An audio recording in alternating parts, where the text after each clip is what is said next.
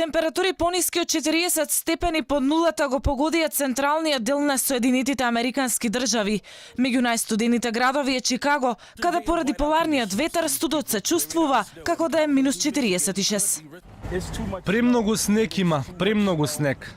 Екстремниот студ е резултат на така наречениот поларен вортекс, кој го спушта воздухот од северниот пол кон југ.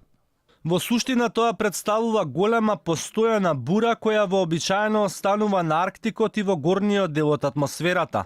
Но во овој случај се спушти до Соединетите држави, па затоа го имаме најстуденото време било кога забележано во одредени делови. Училиштата не работат во погодените области, а властите препорачаа да не се излегува од дома ако нема потреба. Доколку се направи тоа, луѓето да дишат плитко и да не зборуваат, бидејќи ладното време може да ги оштети белите дробови. Досега најмалку 6 луѓе починаа како резултат од студеното време. Откажани се стотици летови, а во делови од Канада и САД е парализирани патничкиот сообраќај.